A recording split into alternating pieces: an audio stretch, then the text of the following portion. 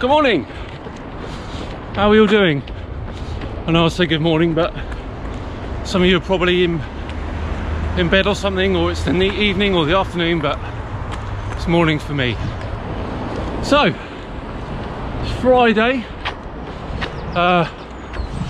in the middle of week 4. So last week finished that off really well. So after the long run on Tuesday, I had a rest on Wednesday, and I ran twice on Thursday. I did a recovery run in the morning and then quite a hard Kenyan hill session on Thursday night with group, and it was very hard, pretty taxing. So I rested Friday and Saturday, and then did a short, I think it was 6 miles on Sunday. So it was a good week building that strength up. So this week, because of a few bits and pieces like birthdays in the household, I've had to do my long run today instead of Tuesday, which is fine. So I did a short easy run on Tuesday and long run today, and then there'll be a recovery run on Sunday. So about 2.01 miles in, and we're doing all right. Doing 13 today. As I said, it's a bit of a drop down week, so just give my body a chance to recover from the first few weeks of the extra mileage, and then we're cracking on again next week. So it's going very well. So today we're going to go up the Hamble River again, and a nice loop back round through the woods where I live. Should be a nice gentle one, not too much elevation. Talk a bit about kit a little bit later in this video. Go through some of the bits and pieces that I use, and a lot of you requested that. But for now, I'll see you on the river.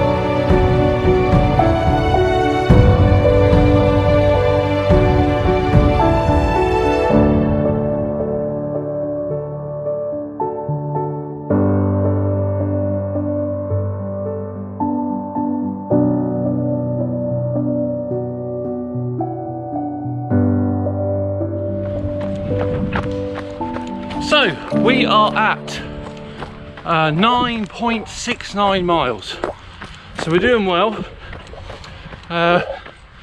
Just over 3 to go. So I'm going to talk about kit for a bit.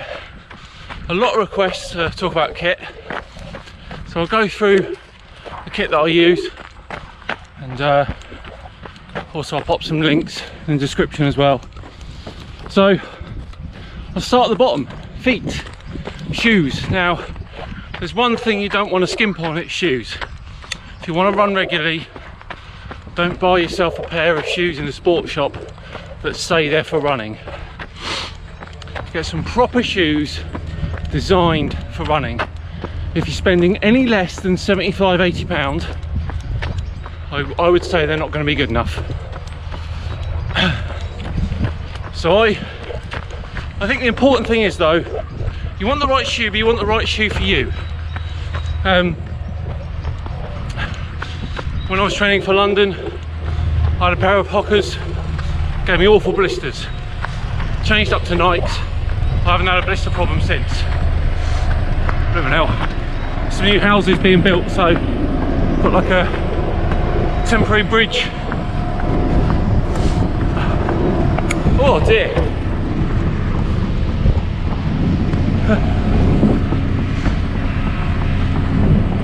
Down the steps. So, if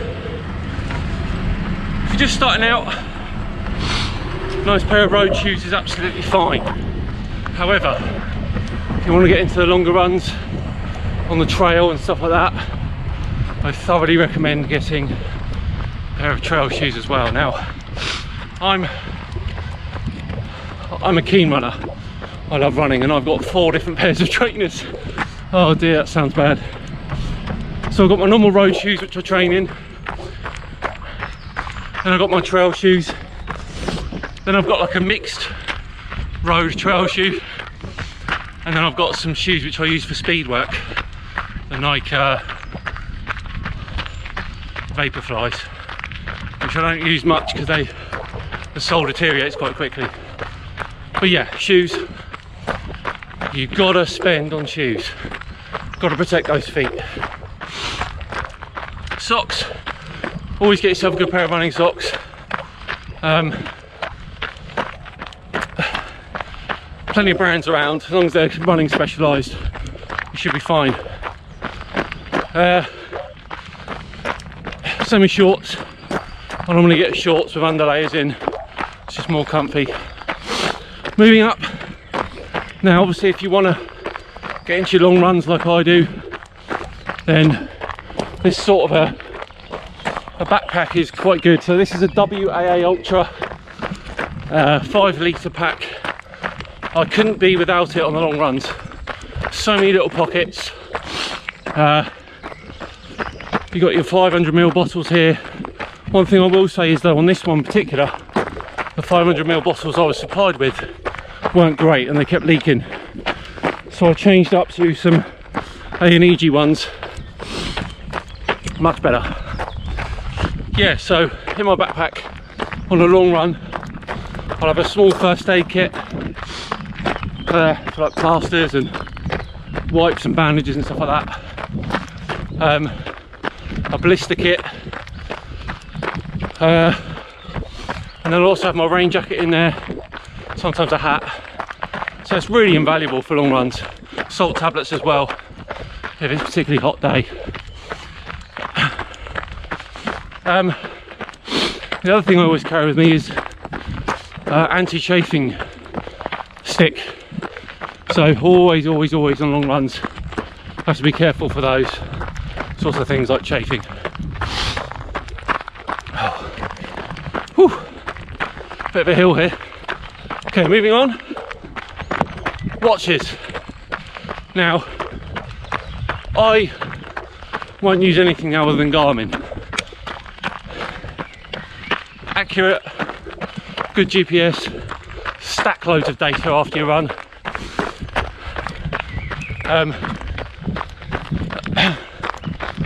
Personally, I have a Fenix 6X. It's designed for long runs, really long battery life for the ultras, but any sort of Garmin will do, even if you're just starting out. I'm actually going to review, so I'm going to upgrade to the Fenix 7 when it's out in September, so I'm going to do a review on that, whack it on the channel. Sonato's quite good as well, but I won't have anything but a Garmin. Now, Apple Watches, having run with one and knowing people that run with them, there are some accuracy issues, distance ran, pace, stuff like that. So just be careful.